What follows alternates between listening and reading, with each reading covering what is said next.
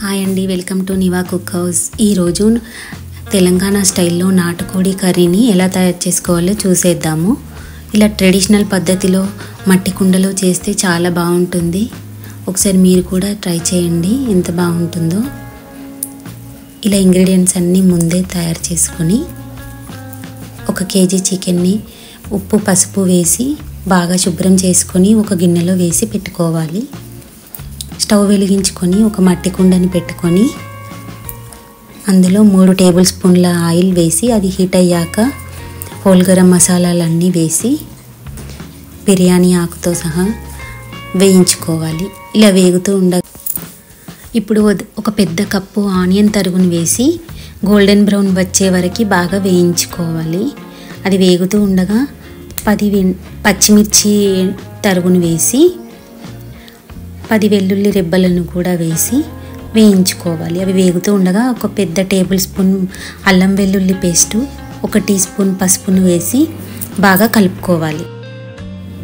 ఇలా పచ్చివాసన పోయే వరకు వేయించుకున్న తర్వాత ఒక 2 కరివేపాకు రెబ్బలను కాస్తంత పుదీనాని వేసి కలుపుకున్న తర్వాత ఇప్పుడు నాటుకోడిని వేసి ఇదే నూనెలో బాగా మగ్గించుకోవాలి. ఇలా చికెన్ పచ్చివాసన పోయి ఇది మగ్గేంత వరకు కలుపుతూ ఉండాలి. ఇలా ఉడికించుకుంటే కారం వేయకముందు ఇలా ఉడికించుకుంటే చాలా టేస్టీగా ఉంటుంది. నాటుకోడిని ఎప్పుడు కానీ ఇలా ట్రై చేయండి. కాసేపు మూత పెట్టి మగ్గితే చికెన్కి మసాలాలన్నీ పట్టుకుంటాయి. ఇప్పుడు మూత తీసి రుచికి సరిపడే ఉప్పు వేయాలి. ఇలా ఉప్పు వేసిన తర్వాత 1 టీ స్పూన్ దాకా మిరియాల పొడి వేయాలి. సన్నగా తరిగిన కొత్తిమీరను కూడా వేసి వీటన్నింటిని బాగా కలుపుకోవాలి. ఇలా కలుపుకొని కాసేపు మూత పెట్టి మగ్గించుకోవాలి. ఈ మసాలాలు ఉప్పు అంతా చికెన్కి పట్టుకొని చాలా బాగుంటుంది. ఇప్పుడు బాగా కలుపుకున్న తర్వాత వేయించుకున్న జీలకర్ర పొడిని 1 టీ స్పూన్ దాకా వేసుకోవాలి. ఇలా వేసుకొని కలుపుకున్న తర్వాత రుచికి సరిపడేంత కారం ఇప్పుడు యాడ్ చేయాలి. 3 టేబుల్ స్పూన్ల కారం పడుతుంది. 1 టీ స్పూన్ ధనియాల పొడి వేసి వీటన్నింటిని బాగా కలుపుకొని మూత పెట్టి మగ్గించుకోవాలి. ఈ ఉప్పు కారం మసాలాలు వీటన్నింటిని చికెన్కి పట్టుకొని చాలా టేస్టీగా తయారవుతుంది. ఇప్పుడు కాస్త వాటర్ యాడ్ చేసి మరొకసారి కలుపుకోవాలి. ఇప్పుడు కొత్తిమీర తరుగును వేసి బాగా ఉడికించుకోవాలి. ఇలా మూత పెట్టి ఈ వాటర్లో ఉడికితే చికెన్ జ్యూసీగా చాలా టేస్టీగా ఉంటుంది. ఇప్పుడు మూత తీసి ఒకసారి చెక్ చేసుకోవాలి ఉడికిందా లేదా.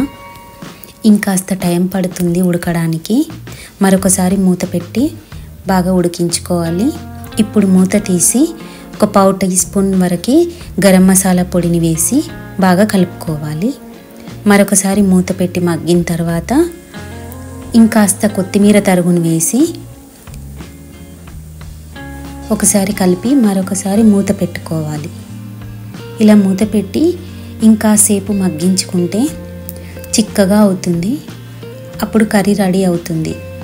ఇప్పుడు మూత తీసి చూస్తే చూడండి, ఇప్పుడు చిక్కబడింది. ఒక బౌల్లోకి సర్వ్ చేసుకుంటే ఎంతో రుచికరమైన నాటుకోడి కర్రీ తయారైపోయింది. ఇలా ఒకసారి ట్రై చేయండి. కుండలో చేస్తే చాలా టేస్టీగా ఉంటుంది. ఇది 2 రోజులు నిల్వ ఉంటుంది. ఈ నాటుకోడిని వేడివేడి అన్నంలో కానీ చపాతీ పూరి దేంట్లోకైనా చాలా బాగుంటుంది. ఇలా రైస్లో సర్వ్ చేసుకొని తింటే చాలా టేస్టీగా ఉంటుంది. మీకు కనుక ఈ వీడియో నచ్చినట్టయితే లైక్ చేయండి, షేర్ చేయండి, సబ్స్క్రైబ్ చేయండి.